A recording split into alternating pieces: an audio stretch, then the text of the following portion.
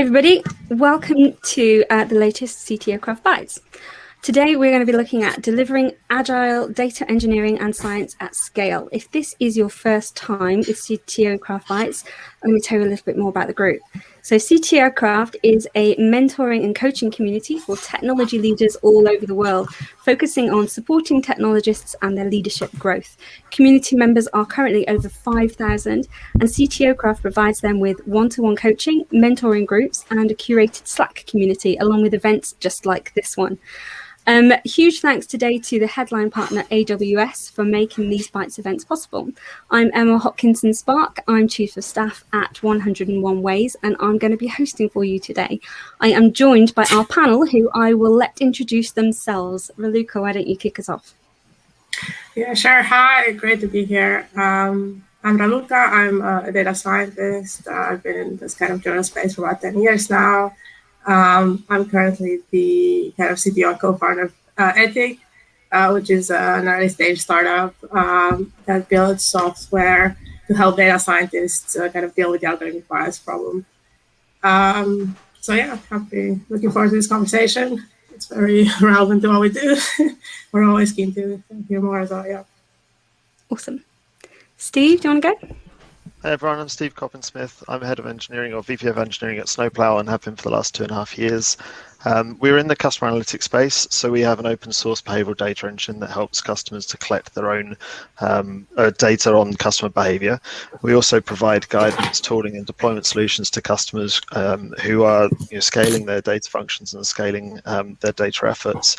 Most of my career has actually been in product engineering and in agile product engineering as well. So yeah, the title of the talk, thinking about agility in relation to data, I'm hoping there's some things that I can add on the product engineering space as well, and what the lessons that were learned over there and might now apply to data. Awesome. Oscar? Thank you, Emma. Hi, everyone. My name is Oscar Rodriguez. I'm the head of data engineering at BlackThorn Therapeutics. So BlackThorn, we're a biopharma company based out of San Francisco. We focus primarily on the R&D, research and development in the neuroscience space. When you think about like brain disorders, like Alzheimer's, depression, anxiety, that's our main focus. And I'm very happy to be part of this panel. Thank you. Okay, just so you know, I think a few of you have already found the chat function over on the right. Do put your comments and observations or thoughts in there as we go. It's always good to read as well. If you do want to ask a specific question to the panel, down the bottom under the videos, you'll see a little bit that says ask a question. So if you pop any questions in there, I'll be able to see them and pose them to the panel for you. Ask as many as you like, and I will just feed them into the conversation as we go. Right, shall we then jump straight in with, so our title is what? Delivering Agile Data Engineering and Science at Scale, which is a really long title anyway, with lots of words. So why don't we jump straight in with what that actually means then, and break that down. What do we mean by that? Who wants to jump in?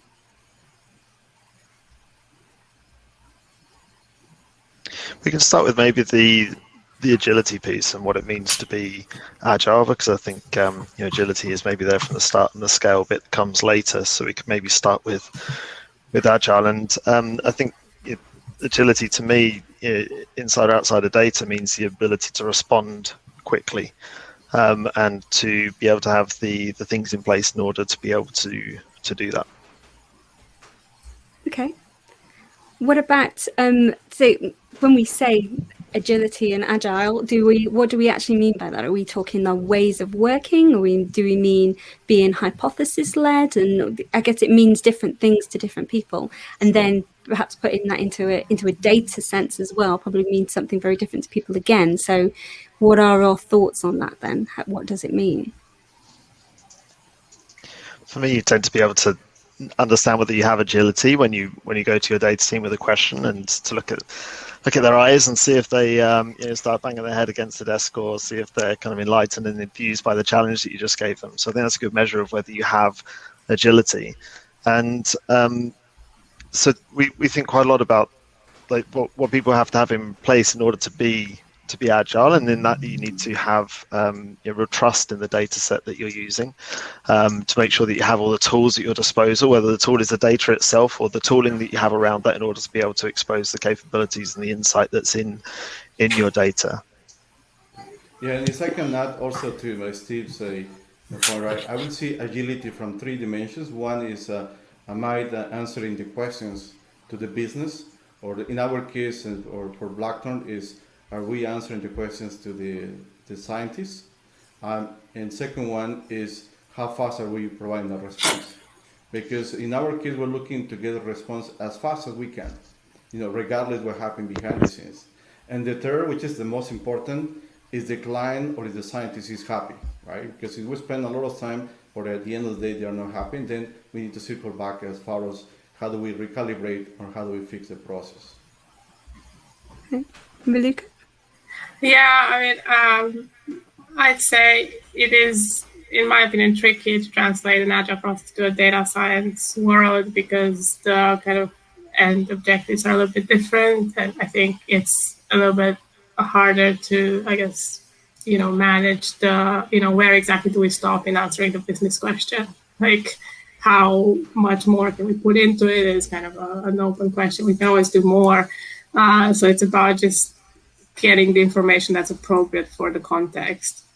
Also, when it comes to implementing stuff in production, when it comes to implementing machine learning models in production, it's just, it's much, actually, I feel like it's much easier to, set a proper kind of framework around it, because it's less open-ended.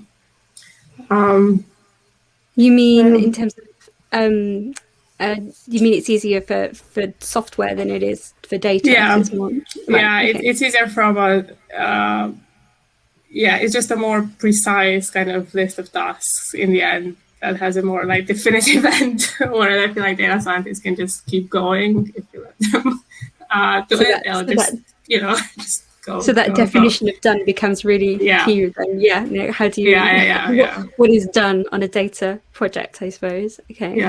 Yeah, and I think the stakeholder engagement is very different as well, because it's that's ultimately what should drive kind of an ending point, in a sense. An end point.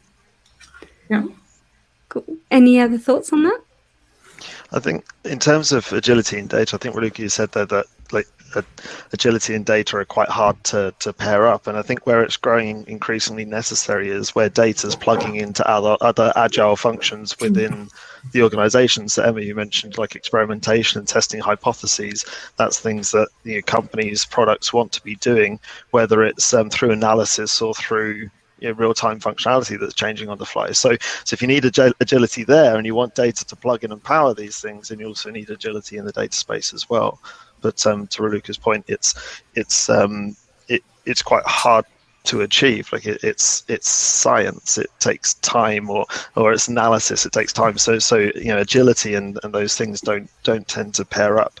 And I think another thing that's an extra challenge in data is just the pace of change. I mentioned at the top that I've been in software engineering since I think 2006, and back then Agile was just becoming a thing in software engineering. So we had a good 15 years to learn what it meant to be Agile in software engineering, and now in data it's like we need this now, we need it today. So you got a couple of years, sort this out. We need an agile engineering function, or an agile engineering function and an agile data function. It's a very quick iteration that data is now going through in order to be able to be agile itself in responding to the agile use cases that the rest of the organization now has. It's interesting, isn't it? Because it's like a lot of the learning and the pain. Like you say, we had 15 years maybe to get software up to speed with what it means to be agile. And our data is like, well, come on, you as well. In some respects, we've gone through the pain of that, and it is like a lot of the basics should be learned.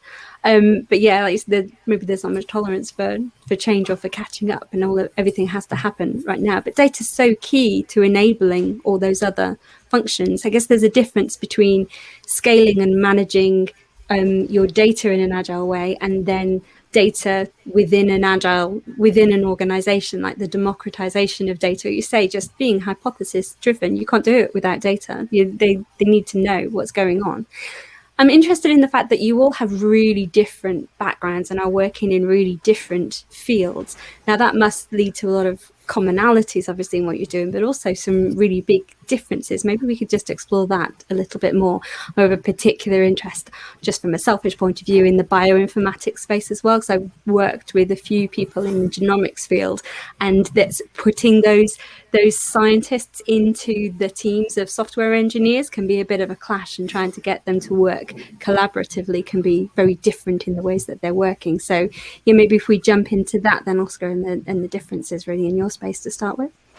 Yeah, absolutely. And I think I can provide some good insights, especially also I work with other industries. The way I see, to answer your question, is the one thing that I see common across all the, not just bioinformatics, other industries. One is everyone will use the same terms, right? As far as data science, AI, machine learning. However, the meaning could be different per industry, per people, per teams, right? There is no like one single definition across the board, right? That's one thing that I learned over time.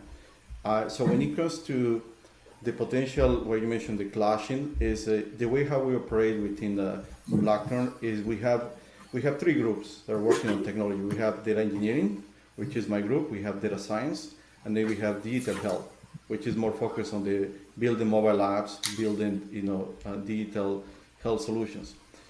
Regardless, what we come up with a cadence to have a collaboration where we work hand in hand, right? And then we focus more on addressing the problems from the business, from the scientists, versus trying to figure out who is who, right? So that's something that is critical for us. Second one is with the way how we're breaking down, and this is part of the, probably maybe also tied to the first question, is data engineering is all the work that needs to happen in the back end to prepare the data so that the data scientists, they can do downstream analysis. In our case, we're dealing with genomics data, image of the brain, audio, video, wearable devices. So once the data is ready, now data scientists, they can start using that as a starting point to start building their AI, ML models, right? So that's kind of like the way that I will describe, at least it's in our case. Okay. Steve, Raluca, any differences? How do you do it? Yeah, so I think it's a similar setup in some of the businesses I kind of consulted for. The only difference I'd say is that there's, apart from the kind of data setup, there's a kind of MLOps implementation team maybe somewhere, or a kind of data engineering team that kind of productionizes the ML. I think what we're finding now is that a lot of the kind of issues with deploying machine learning are to do with kind of this difference between production and this kind of test lab space where the data scientists live. And there's a lot of potential, there's a lot of tooling out there, but also it doesn't seem like the space is at all consolidated to give a solution that's kind of widely accepted. It's a very interesting space, and it's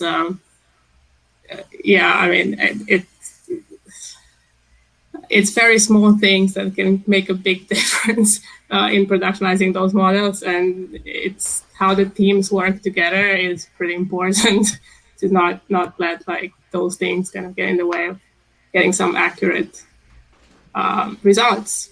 And if you have so I don't want to dwell on this too much, but if you have fields around that look like at any kind of decisioning that impacts a human, then if the decisioning is wrong somewhere because there wasn't a good alignment between those teams, or something happened, like something broke down in the process when they tried to productionize the model, it's a really big deal, and I can affect actual people. So that's I guess another angle as well. Okay. Steve, any other thoughts? Yeah, I think definitely to echo what Oscar and Raluca said, there's definitely differences with the types of data that you use and the use cases that you're solving. And Raluca, you're right about the responsibility over those decisions. There's definitely differences there. And also from the people that we talk to, there's differences with where you are in the life cycle. Are you just adopting data into the business, or are you trying to kind of unlock a new competitive advantage further down the line? But as much as there's differences, like, I'm always really surprised with the similarities as well. So, getting to know Oscar and Raluca, I was expecting us to be attacking this from a wildly different angle, but actually we had a lot of commonalities with the kinds of problems that we're coming across. And two of the big ones, I think, are data ops, as Raluca said, and democratization of data that's been mentioned already. And what's really interesting for me, coming from a product engineering background, is that there's lots of similarities with what's being solved in product engineering and data engineering. So the DevOps piece over in product engineering has been going for a long time. But one thing that struck me coming into data a couple of years ago, I think, Oscar, you mentioned having same terms and the meaning is different. I found that there were different terms, but the meaning was the same. So there are all these new concepts in data, and I was just thinking, okay, streams, what are streams? Okay, I need to learn streams. I've been using queues for years, and there is differences between them, but conceptually they're the same. And the same with, when I heard schemas for the first time, I was like, schemas, got to learn about schemas. I realized I was doing schemas 10 years ago, just called them something else. Can't remember what I called them at the time, but something else. So yeah, it is a challenge trying to find that commonality across. Well, I think at the high level, I think a lot of data teams are trying to solve the same problems. And that's really interesting. But also a lot of these problems being solved elsewhere in the software engineering or the technology space as well, which I think is interesting. We do have a question in from the audience, jumping back into the agile question in terms of how you organize yourself, or the differences when you're trying to be agile in a data sense. So this is a question from Sid, and says, so everyone has a different way of implementing agile processes. So looking at a really specific example, and everyone's favorite Jira, in a data science work and how you're exploring that, and in the exploratory nature of that work, how do you even start to write a story for that? What does a ticket look like for a data science story when it's all exploration? How do you even start administering that stuff? Yeah, I think it's not, I think, different in principle, but the process is very different. It's kind of stakeholder driven, and it depends vastly on what exactly the aim of the project is. So an insight question is very different from building a machine learning model. You might be building a model to answer an insight question, but you're not doing it with kind of a different end purpose. So I wouldn't know. I think, yes, I see someone mentioning the hypothesis and checking it. That's one way to do it, but it's not necessarily if the brief is around, okay, how should we change our customer strategy to make it better? Give me give me something to kind of not support it with data, but give me a data-led strategy. Then yeah, I mean, we're not going to go through all the hypotheses about like the customers. We're going to try to see, is there a way to kind of look at the sector, find some approaches that kind of have been not necessarily tried and tested. We can come up with something new, and then if we apply it to kind of what we have, can we get to some outcomes, really? Can we get to something that is quite cohesive? I don't know if that answered the question.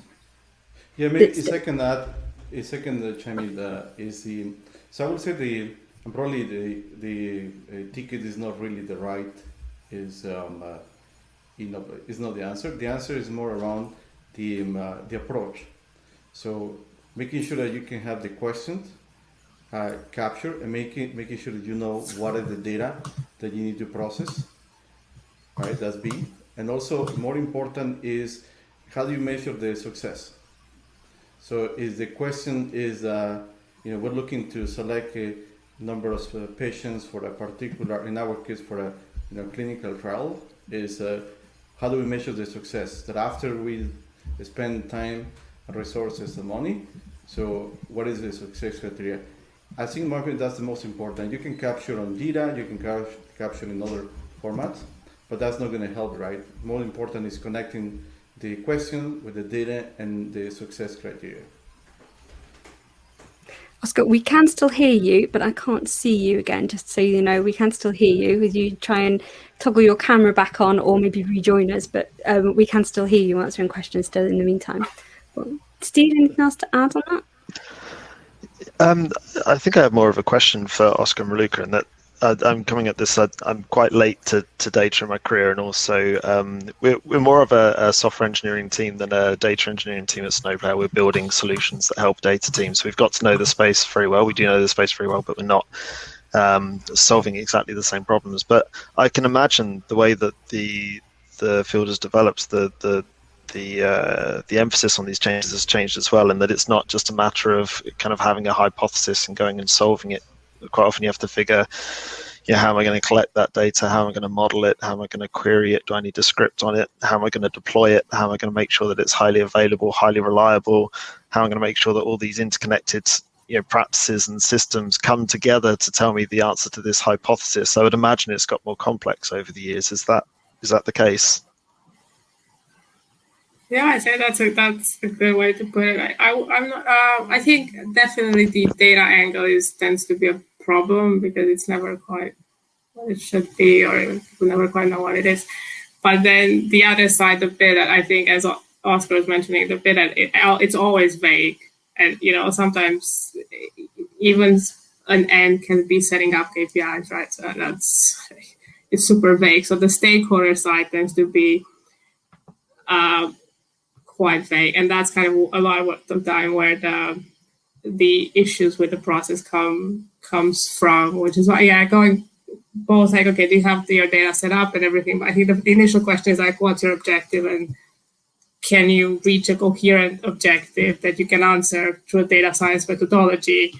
That's kind of the initial bit, and then you're like, yeah, I have some data, and the answer is probably no usually, but then I'm sure that do some digging, and I guess that leads me into a question really that I'm curious about, in that I would say it's vague, it's different in lots of places, and it's very new still. It's only in this last couple of years that things has really started to accelerate.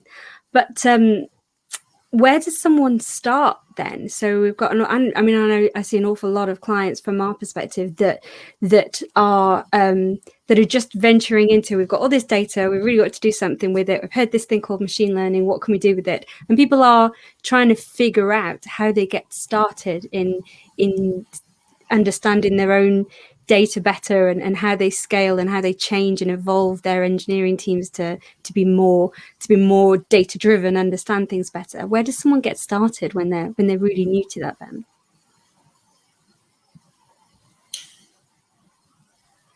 I don't know, I can try to kind of have some sort of answer to this question.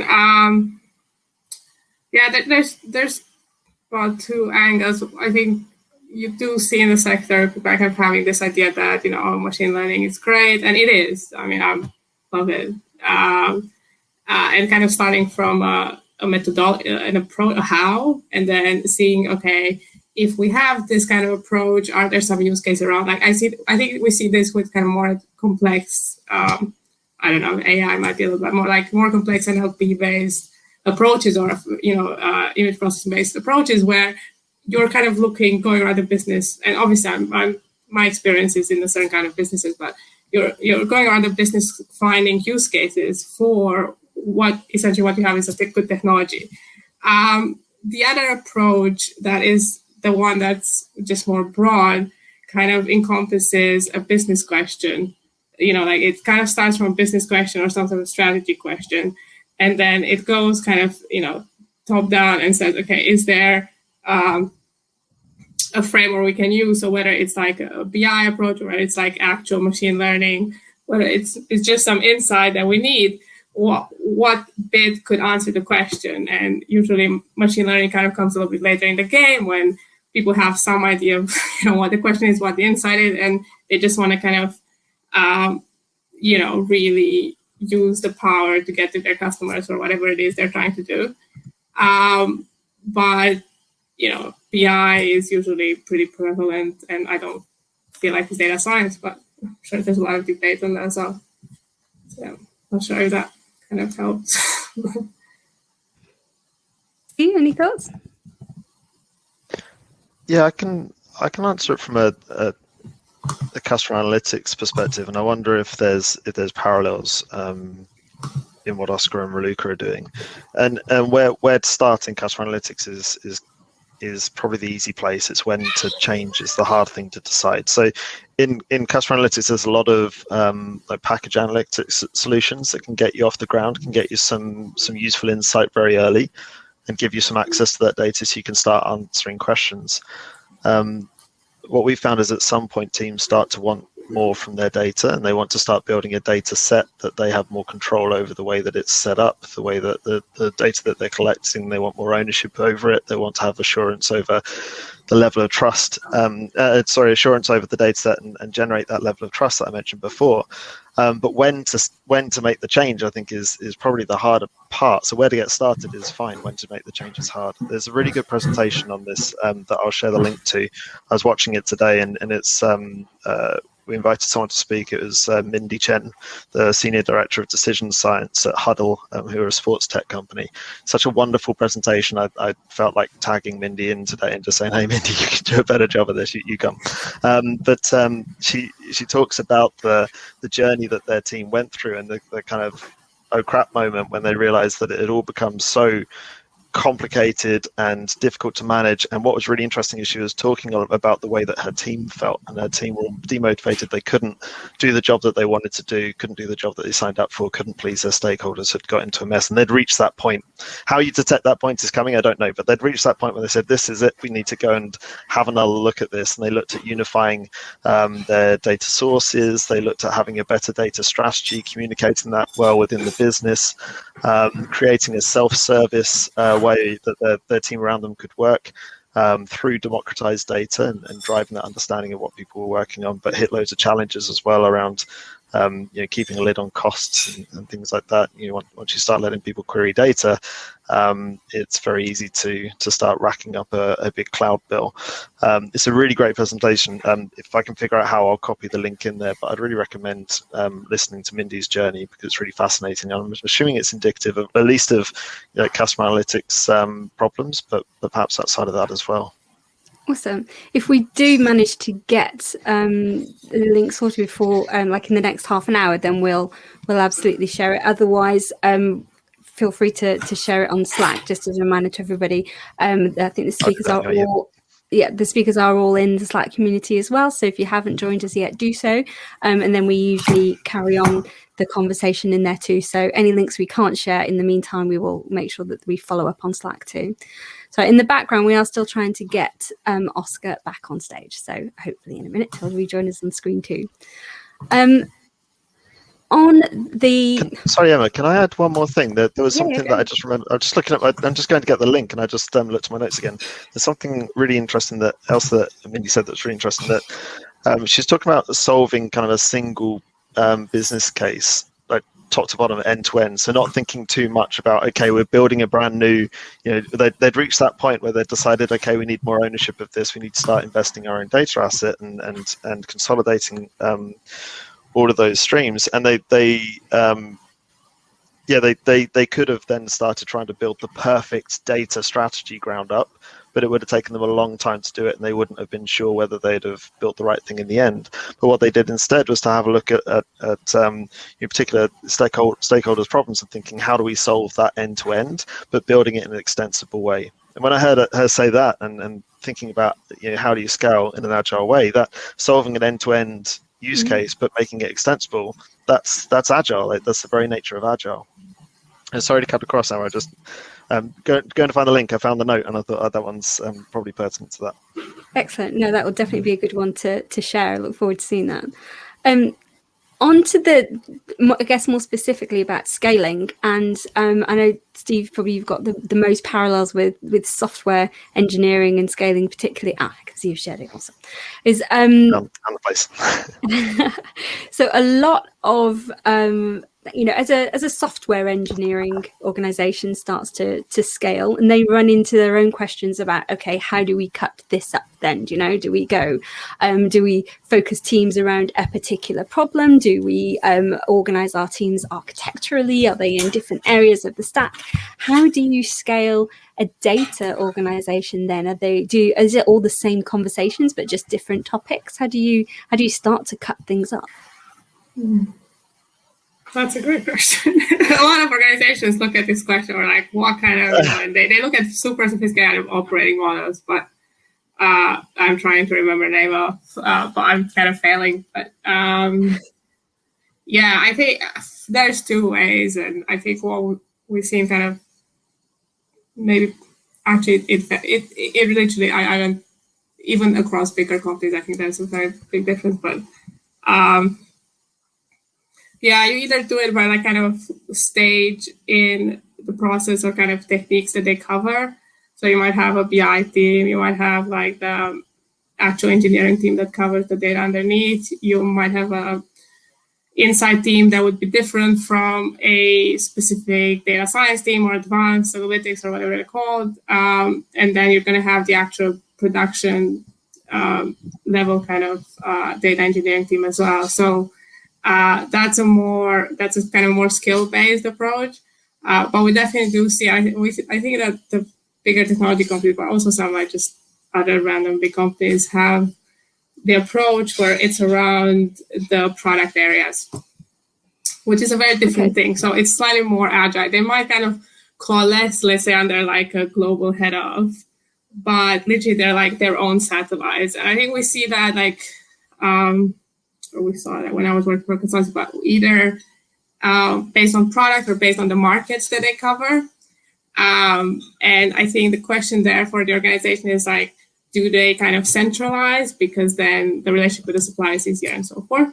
Or do they kind of keep it separate so that, the teams are smaller and it's easier to get a feel for what the end goal is? And, it's a slightly more, I guess, I don't know if agile is the right word, but it's a slightly more agile process for them. Just have the bigger pictures up. But yeah, that's kind of what I remember from that topic. But cool. Steve, any thoughts?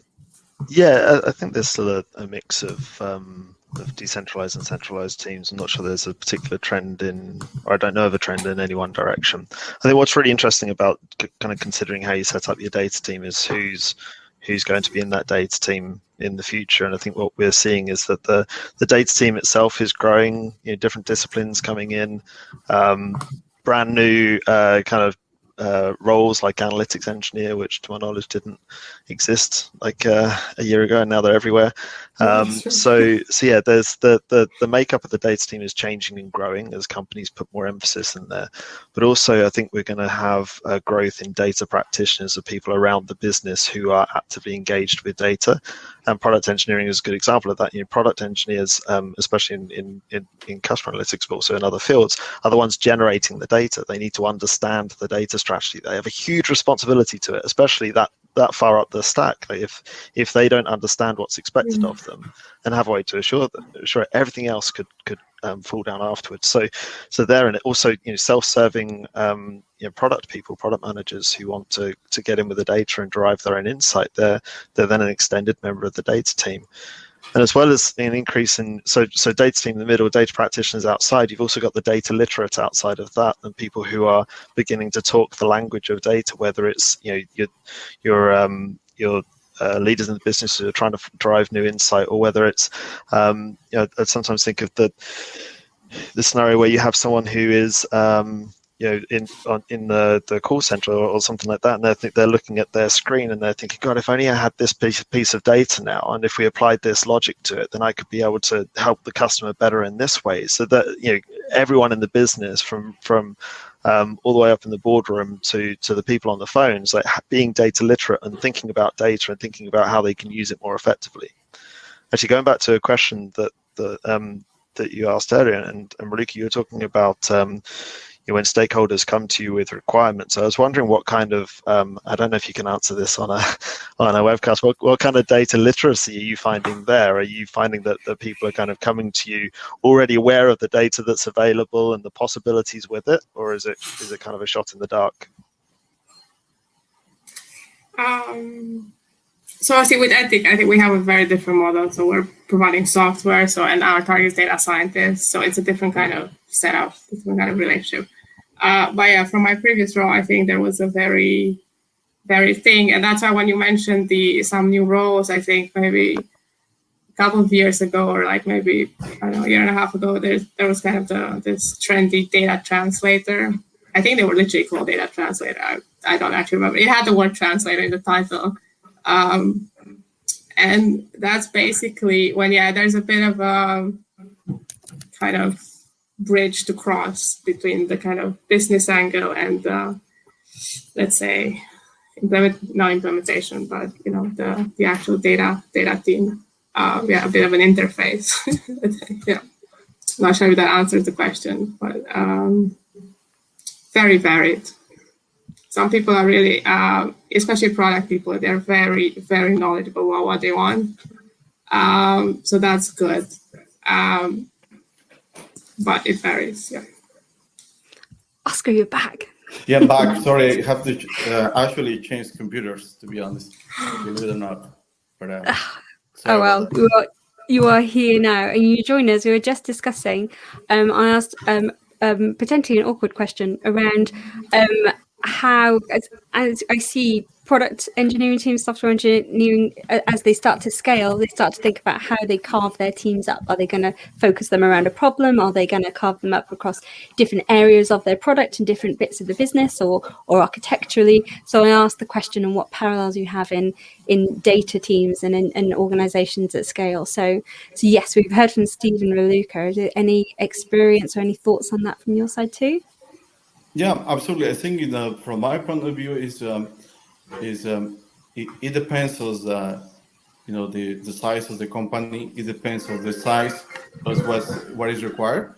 For the bottom line, probably you need to start with like a small group, a small team, which I will call the core engineering group, and that group should be able to handle, in our case, data engineering, cloud engineering, anything related to engineering.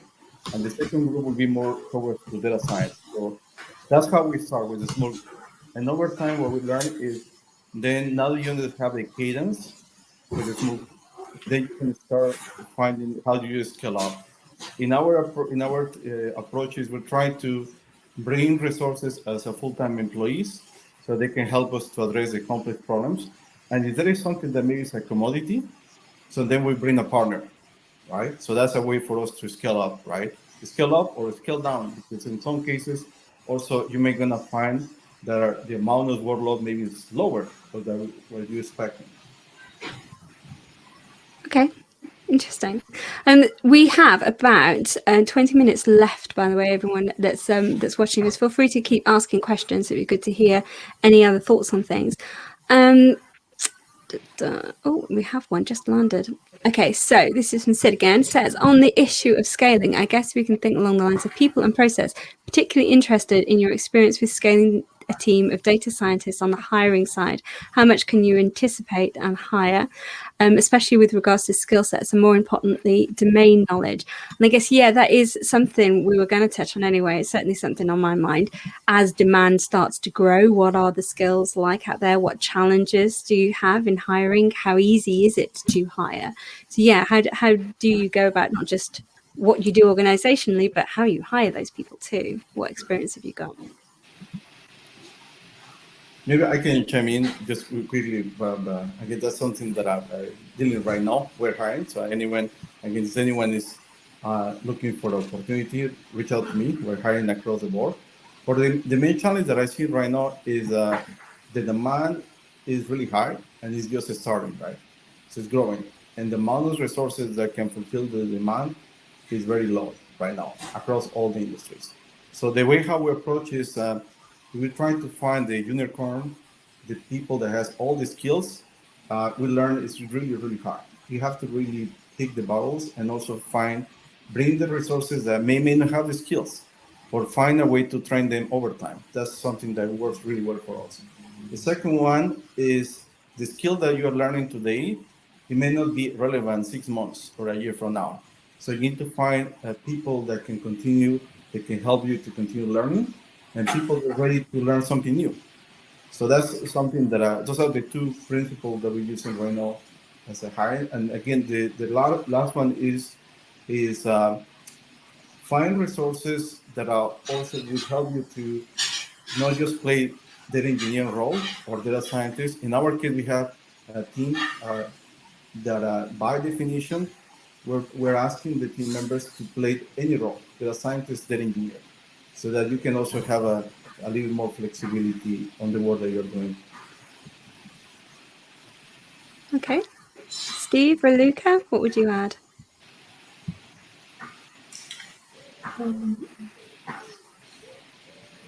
Yeah, in terms of hiring strategies, I think it does depend on kind of the sector and the position you are in. But yeah,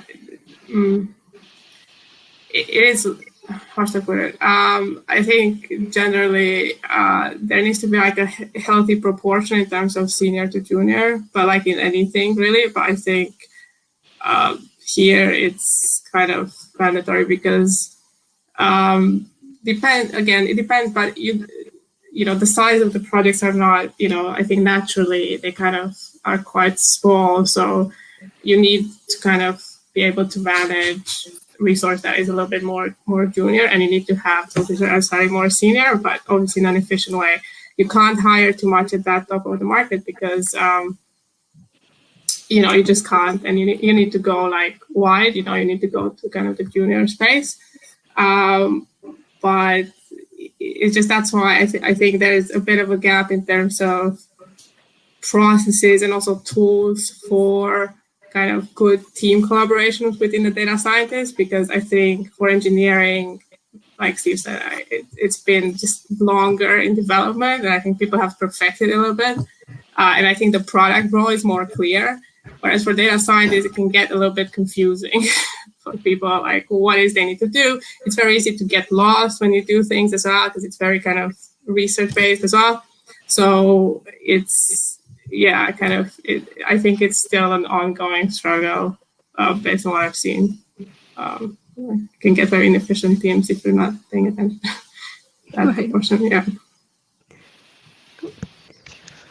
Yeah, I can't add much in terms of hiring data scientists because we don't have any data scientists at Snowplow. But there's definitely something that Raluca said there around, you know, trying to make it so that you have your options open from kind of junior hires to senior hires. I quite often tell candidates about the data startup paradox, that we're a startup, so we want to move quickly, but we're in data and we can't afford to screw up. And I think that's probably outside of data startup, there's probably any data team is being asked to move quickly but can't afford to screw up because the implications are huge. So preparing the team for that and putting in place the right processes in order to be able to allow anyone of any level to provide value into the data stack and into data solutions, I think is good advice. Hiring's hard at the moment, if I'm honest. We are hiring. So if anyone looks at Oscar's first, look at Oscar's post. If you don't fancy those, have a look at ours. You can look at us as well. We're hiring. Yeah, and then Raluca was third. So yeah, but yeah, it's hard. Like it's a new market. That's a relatively new sector that's trying to find itself and define itself. But it's also exploding. Like I read the other day that Snowflake hired 100 people in the last quarter. 100 people. Yeah, there's a lot of shift in the market, and a lot of people obviously going to these really booming data companies, and so yeah, it is tough. Like we dip quite a lot into actually software engineering. We find software engineers who maybe don't have the background in data, but we can onboard them into that. Like I said before, there's a lot of commonality between them anyway. So yeah, once you understand a stream is essentially a queue, and what schemas are, like you're on your way at least, and it's really just about understanding the responsibilities to working in a data stack, I think, is the important thing. And I was sharing with Oscar, Emma, and Luke the other day about when I was hiring an analytics engineer recently. My question to them was, well, what do you think it is? Because it was really hard to know it's hard to know what I was looking for. I was looking for an analyst plus an engineer, and how much is it reasonable to expect of each? So I was trying to work out from interviewing people what the acceptable balance was, and what their definition of an analytics engineer was. So yeah, hiring in data is challenging. There's a relatively narrow pool of talent than if we were looking for JavaScript engineers, and a lot of demand. So yeah, it's tough. How much do you think this last 12 months has added to the change and the rate of change? Has it massively increased everybody looking for more data insight into their organization, or do you think it was headed that way anyway? So there are two things that I see that is happening, right? I think the COVID-19 pandemic has been a major factor, but the way I think is, regardless of data science, data engineering, or other areas, so companies are moving more as a service, right? So I was reading last night an article about the banking as a service, which is booming right now. So that means now over time there's going to be more banking as a service available for everyone. So because everyone is probably going to be working from home or from some office, right? So that's something that that means is the companies are going to be looking for more people that can help with data science, engineering in general. Right? That's a major factor. The second one is, again, regardless of data science, data engineering, I see a lot of companies that are technology. They're switching more towards industry base. So big companies now getting into healthcare or financial services, and also vice versa. Companies that maybe in the past were focused on banking, now they're deploying other services. So that means also for them is the main competitive advantage will be data science. So, and if they don't have the right people, they're going to start looking for people. Those are the two things that I think are happening. Something that I start seeing right now, and probably is going to be a pretty big splash in the next years. We're going to see more data scientists and data engineers that are more industry specific. So I wouldn't be surprised at some point someone will say, I need a data engineer that knows NLP on financial services. So those skills are going to be evolving over the years. Interesting. What are the trends then? I guess that leads on to it as well. Obviously, same to Raluca and Steve, but I guess more generally, what trends are coming our way as well? I think to pick up on the last 12 months, I think what the pandemic brought was economic uncertainty, and I think with any economic uncertainty, people tend to scan down their list of expenditure and consider what they can drop, just in case. And if at that point, if you didn't have an activated data team, or you had the beginnings of one or an ineffective one, it might have been something that companies were considering, striking off. But I think the ones that were activated, the people who had data teams, I think they saw that as a way to be able to navigate this next bit, or the next bit, to understand it better, to position themselves in a way that they can then capitalize as we start to come out of it. And I think, let's hope we're at the end of, or nearing the end of the pandemic, or at least it's in sight. And but who knows what comes next? Who knows what this new economy looks like? And there's a ton of learning that has to happen. There's a ton of responding that will have to happen. And the people who have activated data teams will be able to make the most of that and to navigate it, and they'll want to invest more in it. So I think that's definitely a factor. But I think in terms of the other thing that happened, I think over the last maybe 24 months is the increasing attention on the way that data is used. And I think that's contributing to our hiring funnel as well, because I think a lot of people are arriving to our hiring funnel wondering, what kind of data company are we? Are we a good one, or are we a nefarious one? And yeah, I'm proud to say we're a good one. We help customers to and the open source community that use our tooling. Anyone who's a Snowplow user, we help them to collect their own data on their own customers and to secure it, to make sure that they are using it in an ethical and responsible way as best we can. But yeah, I think that's also maybe. I've certainly spoken to some candidates who they arrive wondering like whether they want to work in data or not, because of the kind of public perception on data, which is fair, right? There's a lot of misbehavior and unethical usage of data, and certainly we can see worldwide there are some really really big impacts on doing that, not just on an individual but on society as a whole. So data has a lot of attention on it. Not all of it is good, and I think that contributes to some of the angst and the anxiety around coming into the field too. So I don't know how we're going to manage that. I'm hoping actually with some of the sweeping changes that are coming into fields like ours in customer analytics, hopefully it does start to attract people back in, because I think all those changes are very worthy and just, and they should come in and they should happen, and hopefully that only leaves the ethical players in there, and it becomes clearer what type of data company you're joining.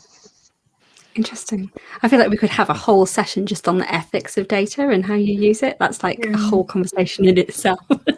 Raluca, anything to add on that? Yeah, so I think obviously we're kind of looking at specific kind of fields, machine learning and so forth. I think there's a few kind of trends that are not opposing each other necessarily, but so first we see kind of some disillusionment with the terminology, and I think that kind of comes and goes, but I think we see people a little bit more careful in terms of both the business impact and the ethical implications of what they're doing, which is not bad. The second thing is there's much more regulation kind of either coming up or on its way, and I think people look at it differently, but for MLA and AI use cases, I mean, it's kind of been a long overdue area, and obviously that's what I do, so I would say that, but realistically, if these things can impact people in such a way that someone should kind of look at them like in such a way negatively, I mean, and like whole swaths of like demographics negatively impacted because someone didn't kind of sample their, balance their sample properly, it's like, well, probably now is a good time to kind of start looking into this topic. And thirdly, I think on the supplier side, there's a lot of, what's the word, when companies just kind of come together. Like merging? Yeah, there's kind of big players emerging in the kind of this kind of AI platform kind of generation. And we'll see some very interesting players in the generation Y following, whereas I guess we're trying to position ourselves as well, where you kind of look at the landscape, you see data scientists actually at the not cutting edge, but they're a little bit more experimental. They want to use whatever they want to use. They don't want to be kind of tied to a box necessarily. And then you have this kind of things that sit on top of things, and it's more about integrating and more about kind of a meta layer and how it works with the whole MLOps space, rather than purely kind of a traditional platform setup like Databricks or whichever one. So yeah, so it's very interesting space. I mean, very interesting. But yeah, it'll be interesting to see what happens. Yeah, we should do this again. Not necessarily going in the same direction in all these trends, right? Yeah. But yeah. Yeah, we should meet up again in a year's time and just see what has changed in it. We've actually completely wrong. Completely. Yeah, something brand new will come along. We've actually got about 5 minutes or so left, and one of the things we always like to ask people, because it's the juicy gossip that everybody really wants to hear, is the war stories, the what's gone wrong, where have you seen stuff. We like to talk when we're giving advice and we're offering our wisdom. It's always nice to talk about how we like things to work, but it's a struggle sometimes. You must have seen stuff go wrong. You must have seen poor decisions and data used badly, and when is it really a real struggle? So in our last few minutes, maybe we could just have a few war stories just to make people feel, oh, it's not just me. Yeah, maybe I can just quickly share a story. That happened to me. Maybe it's 7 or 8 years ago.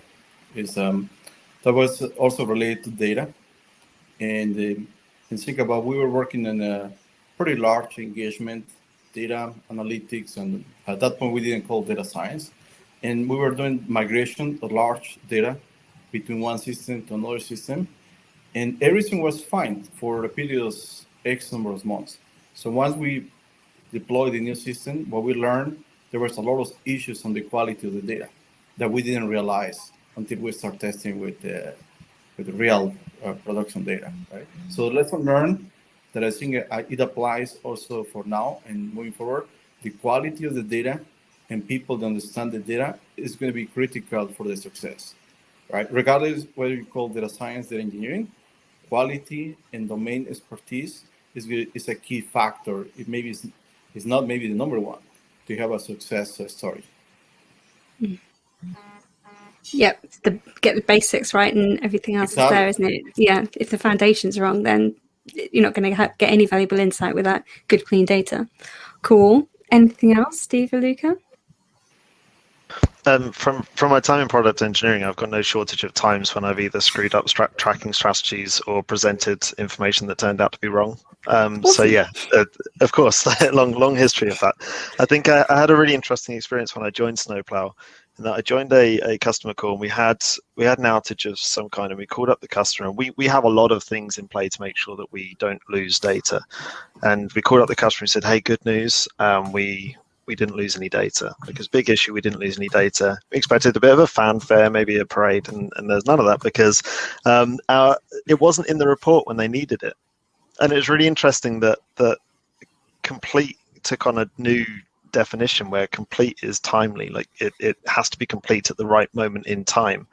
And that this was a couple of years ago, but now as we see more people running real-time use cases and starting to put things like product recommendations and changing user experiences based on real-time data, if there's a bug in that somewhere or data is incomplete, then it could have an immediate impact. So yeah, I think the timeliness of data has really gone up over the last couple of years, and we had to change the way that we worked in order to be able to meet that need. I guess again, if it's that basic principle of having the data isn't enough, it's what you do with it, isn't it, and how you're gonna use it. Yeah, cool. Absolutely. Raluca, what mistakes can people learn from you rather than their own?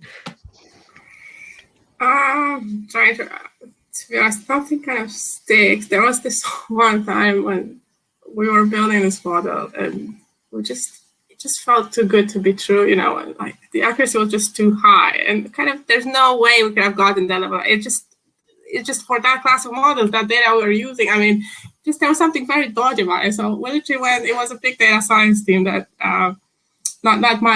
are like a small team, but within a larger business that had a lot of data science. So we just went around like quite a few people being like, what is wrong with this? Because there's no way we can predict this that accurately. And yeah, it was some sort of coding error in the end. I mean, but yeah, it took us quite a while to figure out. It was a very small thing that, just a lot of time wasted, a lot of, it's, and how do you, I mean, I think in software engineering have better standards and better kind of QA processes in place, to be honest. This is just a little bit more all intertwined. So it's just hard to tell, like how something affects you down the line, how it works with the data, how everything interacts. It's just much harder to tell. And yeah, that's a war story, I guess. If I could just add on to that, sorry, Emma. What I found is if the data is what you want it to be, it's correct. If and you trust data. If it's not what you want it to be, then it must be the data that's wrong. So having trust in the data that you're using is so important if you want to be data driven. If there's any way that you can kind of you can counter it or think it otherwise, then the human nature dictates that. Yeah, if it agrees with you, like carry on, crack on, keep going. I have the perfect just to horrify you all as well, the perfect one to finish on as well. So years back, my background was data, like we're talking 20 years ago in SQL Server. So I'm absolutely not talking data science. But there was a time when I was running BI teams essentially for organizations. And there was one where they wanted to know like how many calls that call center had done the day before, something like that. So we ran off the report and it was 7,000 calls, like exactly 7,000. And I think it was the IT director that came in and was going into the board meeting and was like, that can't be right. I'm like, well, it actually is. It was exactly 7,000 calls. It's like, well, I can't tell them that because they won't believe it. I'll add a few on. So he changed the number so that it wasn't a round number, because there's no way he could actually go to a board meeting and tell them it was exactly 7,000. So it was 7,024. That's much more believable. That's brilliant. Yep. Okay, so I'm sure it never happens now. We are at 7 o'clock. I've just posted into the chat all of the contact details for myself and everyone else. Feel free to reach out and connect. Do carry on the conversation on Slack. If you're not on already, do join us. It's a very lively community too. The next Bytes event is going to be on Thursday, the 20th of May. And then we'll be talking about developing cultural resilience. So hopefully see lots of you there as well. Raluca, Steve, Oscar, thank you very much. And everyone else, we shall say goodbye. See you soon. Bye-bye. See you. Thank you. Thank you. Bye. Bye.